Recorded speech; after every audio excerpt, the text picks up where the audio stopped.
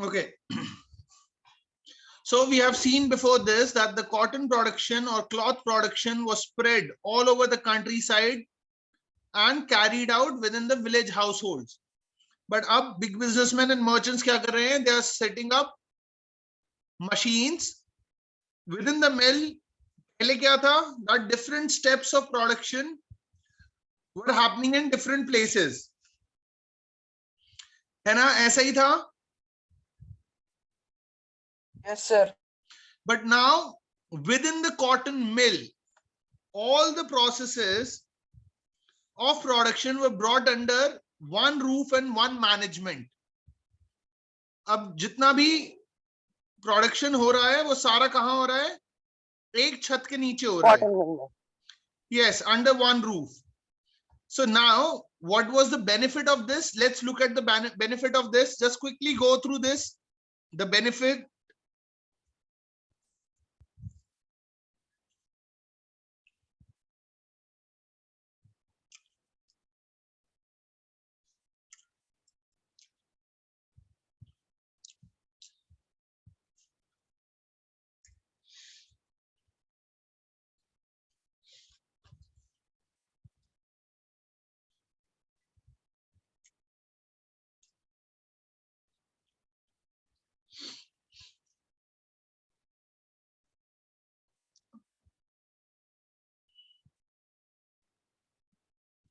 Yes, Ananya, we have started with the age of industrialization because this was an online class. So I thought we will continue Okay, with sir. the making of global world when we will be in the class. But क्योंकि नए तरीके से शुरू कर रहे हैं तो as of industrialisation भी पैरेलली शुरू कर देते हैं. Okay, so actually I got confused which chapter you were teaching. That's why. नहीं, देख मेकिंग ऑफ ग्लोबल वर्ल्ड में भी कई बार हमने इंडस्ट्रियलाइजेशन को रेफर किया है. Yes, तो sir. ठीक है. Yes, sir. ओके. तो क्या क्या फायदे थे? First of all more careful supervision over the production process, यानी कि अब आप सारे स्टेप्स को एक ही जगह पे कर रहे हो तो आप अच्छे से सुपरवाइज कर सकते हो. You can keep a check over the quality. Labour काम कर रही है या नहीं कर रही है वो भी अब आप देख सकते हो. अच्छा, इसका एग्जाम्पल देगा कोई?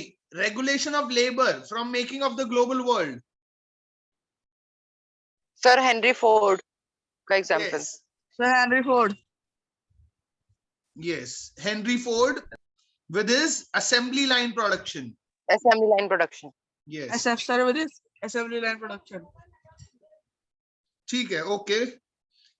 Now, in the early 19th century, slowly and gradually, factories जो हैं they became a very intimate part of the English landscape. यानी कि आप देखो यहाँ पे in this picture you can see factories lined up. दिख रहा है दूर डिस्टेंस में फैक्ट्रीज से धुआं निकल रहा है. Yes, sir. Yes.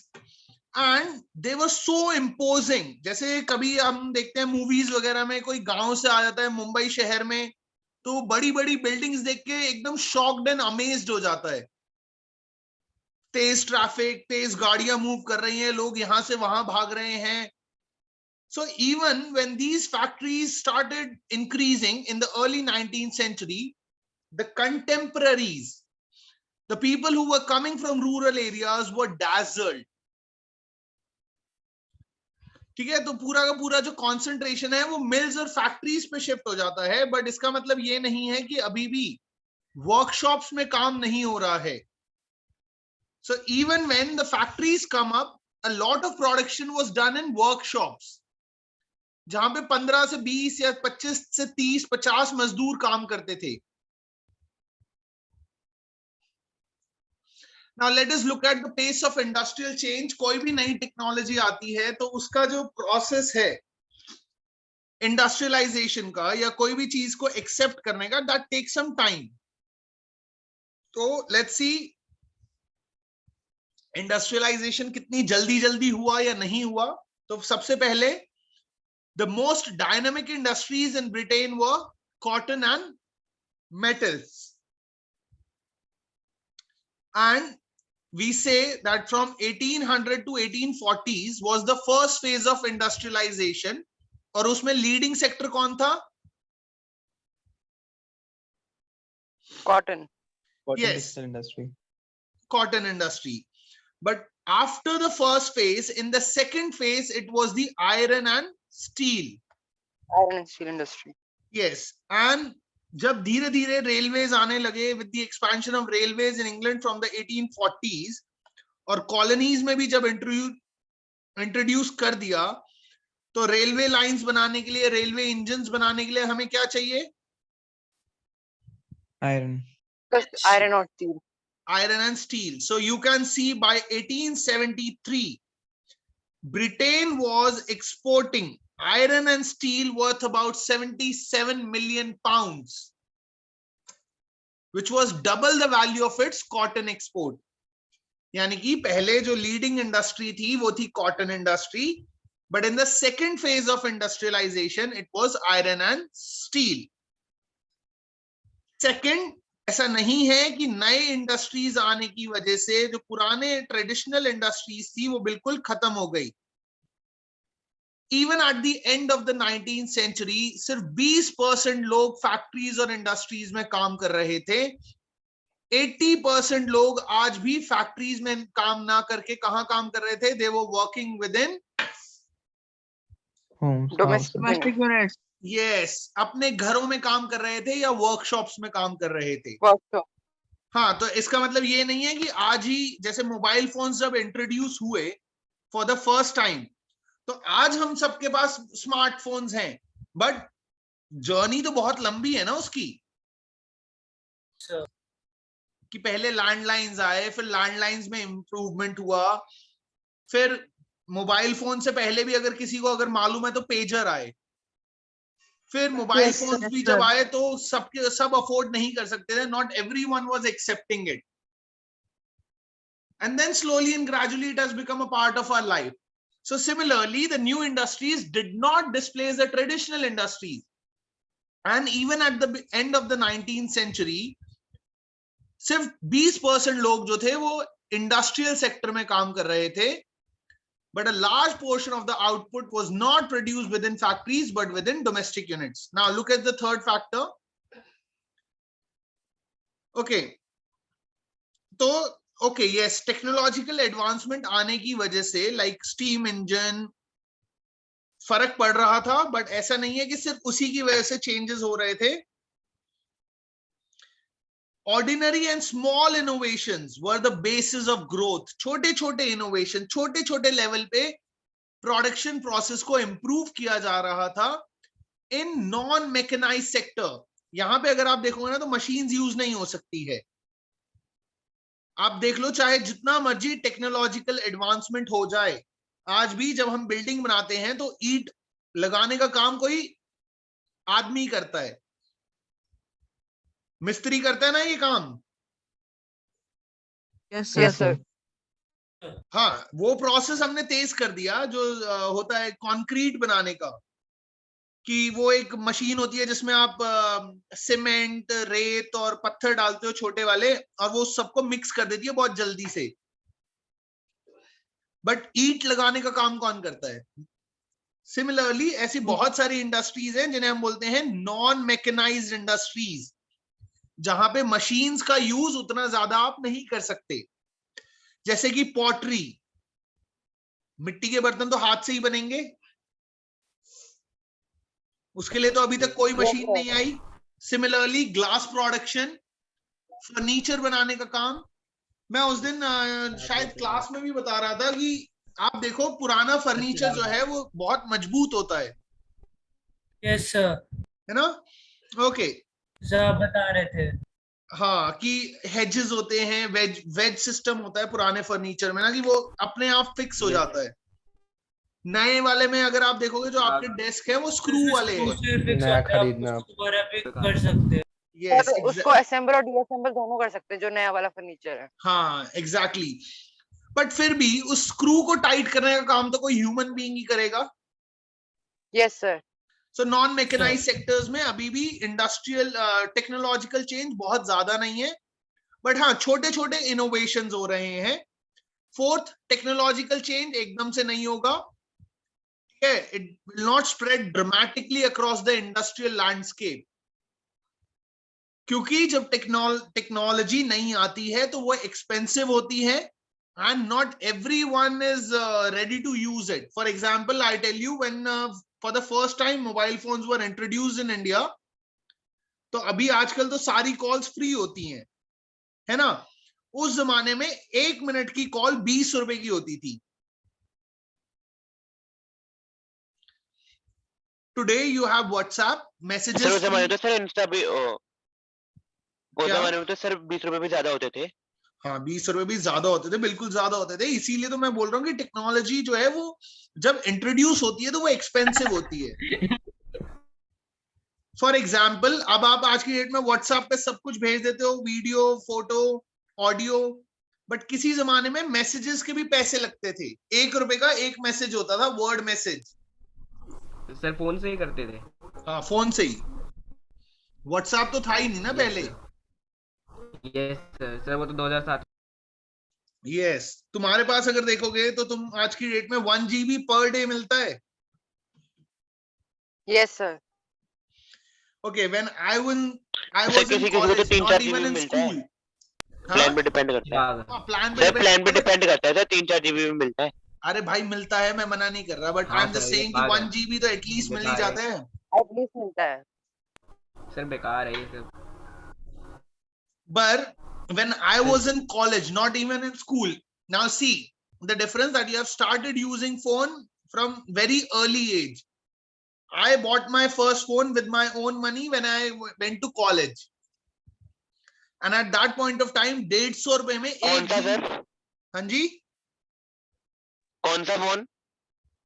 बड़ा ऐसे नॉर्मल फोन था यार, कोई स्मार्टफोन नहीं था, basic phone, very basic, for 2000 rupees. अच्छा वो बटन वाला. बस. हाँ जी, अच्छा, हाँ जी, क्या बात है, QWERTY कीपैड जिसे बोलते हैं. And at that point of time, I used to recharge for internet. That was 2G internet. और वो मिलता था 150 रुपए में 1 GB. बिग. वो पूरे महीने चलाना होता था, 150 रुपए का 1 GB. So you can see when the technology is introduced, it is expensive and people are cautious. क्योंकि मशीन्स जो हैं वो कई बार खराब हो जाती थी और उनकी रिपेयर बहुत कॉस्टली होती थी. They were not as effective, जैसा उनके मालिक या बनाने वाले बोलते थे उतनी इफेक्टिव नहीं होती थी. ओके, सो यहाँ पे एक एग्जाम्पल दिया हुआ है स्टीम इंजन का. जेम्स वॉट ने इंप्रूव किया स्टीम इंजन को और उसने उसको पेटेंट कराया 1781 में. उसके बाद उसके एक फ्रेंड ने, मैथ्यू बोल्टन ने, एक नया मॉडल प्रोड्यूस किया, बट कई सालों तक nobody was ready or willing to buy these steam engines. At the beginning of the 19th century or from 1800s, सिर्फ 321 स्टीम इंजन्स थे पूरे इंग्लैंड में. उसमें से भी ज्यादा स्टीम इंजन अगर आप देखोगे तो वो इंडस्ट्रीज और फैक्ट्रीज में यूज नहीं हो रहे थे. They were used in heavy industries जैसे कि mining, canal works and iron works. सिर्फ 80 कॉटन इंडस्ट्रीज में थे और 9 वुल इंडस्ट्री में. बाकी सारे कहां यूज हो रहे हैं? हेवी इंडस्ट्रीज में.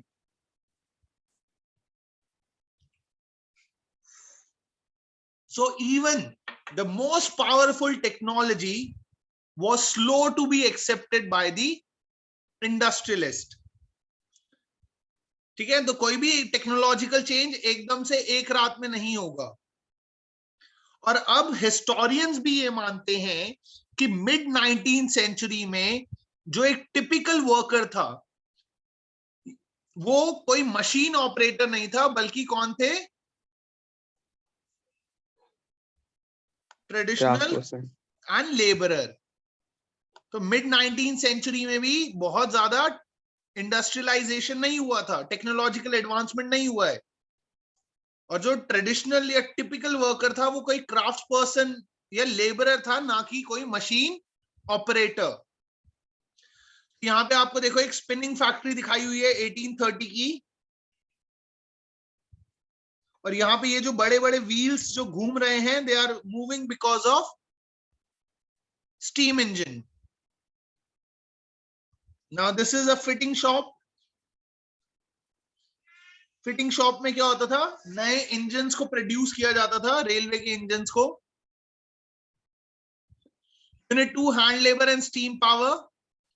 अब एक तरफ हम बोल रहे हैं नई टेक्नोलॉजी आ रही है, स्टीम इंजन आ रहे हैं, बट एक तरफ हम ये भी बोल रहे हैं कि टिपिकल वर्कर कौन था, क्राफ्ट्सपर्सन एंड लेबरर. ऐसा क्यों?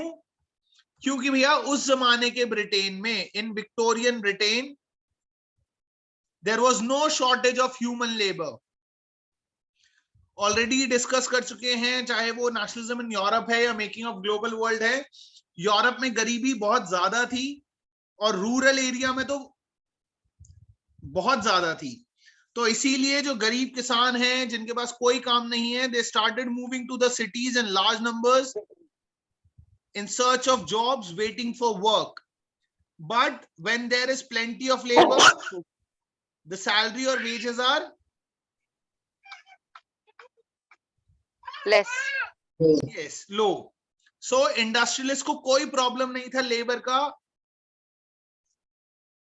इसीलिए वो क्या करते थे, पैसे बहुत कम देते थे. And at the same time वो मशीन्स इंट्रोड्यूस नहीं करना चाहते थे क्योंकि उसमें ज्यादा पैसा लगता, whereas लेबर तो बहुत इजीली अवेलेबल था. दूसरा रीजन क्यों वो बड़ा इन्वेस्टमेंट नहीं करना चाहते, क्योंकि डिमांड बहुत सारी इंडस्ट्रीज में सीजनल थी. सीजनल मतलब कि कुछ टाइम पे ही 3-4 महीने के लिए उन इंडस्ट्रीज में काम ज्यादा होता था, तो उस टाइम पे लेबर ज्यादा हायर कर लो. Have you done globalisation? Yes, sir. Globalisation में है ना लेबर लॉज, आज की डेट में एमएनसीज लेबर लॉज फॉलो नहीं करती. Yes, sir. उनको छूट दी जाती है. यस. सो क्या था इसके लिए एक वर्ड है, relax labour laws. Flexible, flexibility. Yes, flexible labour laws. So यहाँ पे भी because there is a huge amount of labour, so demand seasonal है, इसलिए वो मशीन्स इंट्रोड्यूस ना करके उस टाइम पे लेबर को ज्यादा हायर कर लेते हैं. जैसे कि गैस वर्क्स एंड ब्रूरीज जो है वो कोल्ड मंथ्स में ही काम करती थी, so they needed more workers to meet their demand during peak season.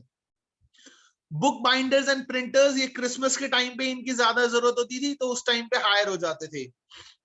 Ships की रिपेयरिंग जो है वो विंटर्स में होती थी. In all such industries production fluctuated within the season. Industrialist, you preferred hand labor for the season. Clear है इतना?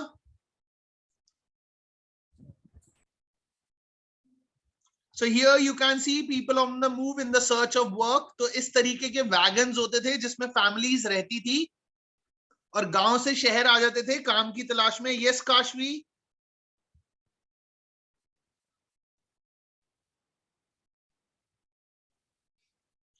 Yes, Kashvi, do you want to say something?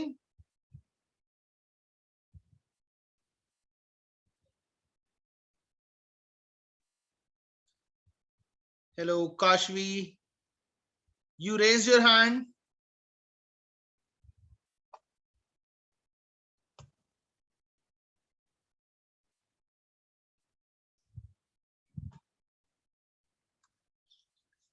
Okay, apart from this बहुत सारे products ऐसे थे जिसे सिर्फ hand labour से बनाया जा सकता था.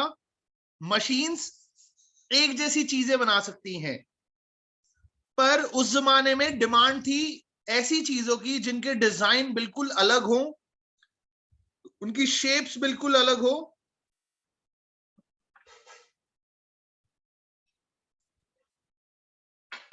तो वो चीजें तो मशीन नहीं बना सकती. In mid-19th century Britain 500 से ज्यादा वैरायटीज यूज होती थी हैमर्स की. मतलब हथौड़े ही अलग अलग तरीके के हैं डिपेंडिंग अपॉन कैसा रिक्वायरमेंट है. These required human skills and not mechanical technology. तो ये चीजें मशीन्स नहीं बना सकती.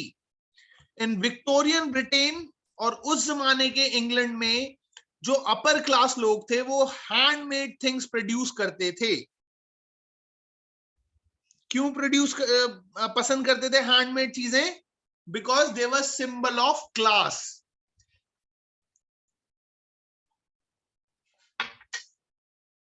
अच्छा, अभी अगर मैं इसका एक एग्जाम्पल दूं, यस सर, अमीर घरों में अभी भी रखा जाती है ऐसी चीजें। यस, अमीर घरों में अभी भी हैंडमेड प्रोडक्ट्स को ज्यादा वैल्यू किया जाता है कि सिर्फ आप ही के पास ऐसा डिजाइन होगा।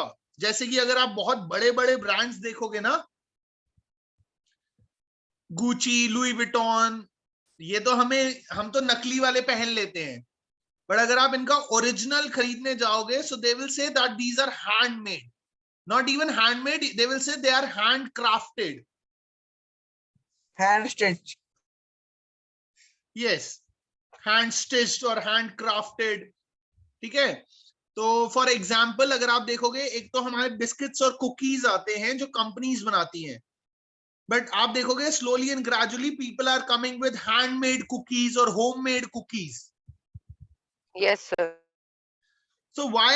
Because they were better finished, individually produced, सिर्फ आप ही के लिए बना है, exclusive सिर्फ आप ही के पास होगा, and carefully designed. Machine made goods किस लिए बना रहे हैं? कॉलोनीज में एक्सपोर्ट करने के लिए।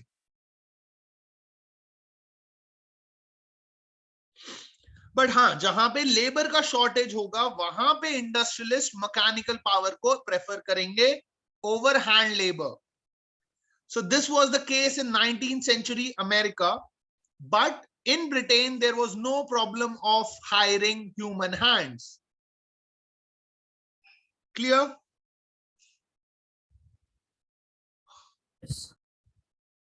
So already यार क्लास 9 में भी आपने देखा होगा कि वर्कर्स की जो हालत थी वो बहुत ही खराब थी। ठीक है, एक बार इसे खुद से करना, रीड करके रखना। कल if I will come to school tomorrow, we'll continue from here. Life of the workers, कि जब भी ज्यादा होगा तो ऑब्वियस सी बात है उन्हें एक्सप्लॉइट करेंगे। जब लोगों को पता चला कि भैया शहर में काम मिल रहा है, तो रूरल एरिया से हजारों की संख्या में वो शहरों में आ गए। बट जॉब मिलेगी या नहीं मिलेगी ये डिपेंड करता है कि कोई ऑलरेडी आपका दोस्त या रिश्तेदार काम कर रहा है किसी फैक्ट्री में, तो अगर वो कर रहा है तो उसके बेसिस पे आपको जॉब मिल जाएगी। बट कई बार ऐसा होता था कि महीनों महीनों जॉब नहीं मिलती थी, तो फिर वो बेचारे भीख भीख मांग के काम चलाते थे, या किसी ब्रिज के नीचे सो गए रात को, या नाइट शेल्टर्स में सो गए।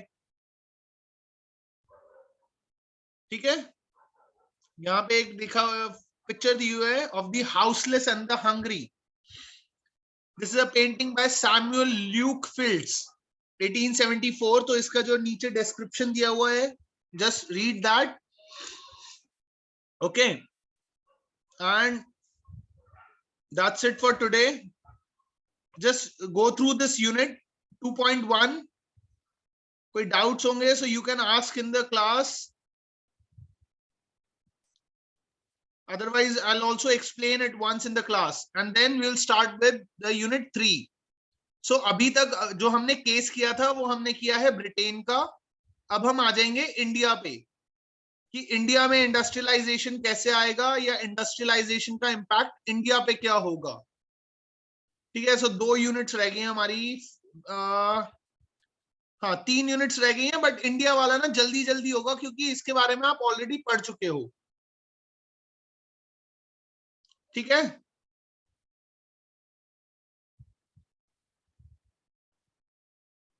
क्लियर है सबको? Yes sir. Okay, good. If you are clear with it, and I have also recorded the meetings. So what you can do is that I'll put them either in the group or I will put it on YouTube. So you can go there and watch these videos to understand once again. अगर नहीं समझ में आया हो, जिन्होंने late join किया हो, ठीक है, I'll share the link. You can go through that, and then you can revise even later on during after once the syllabus is over. Revise करने के लिए you can refer to these videos.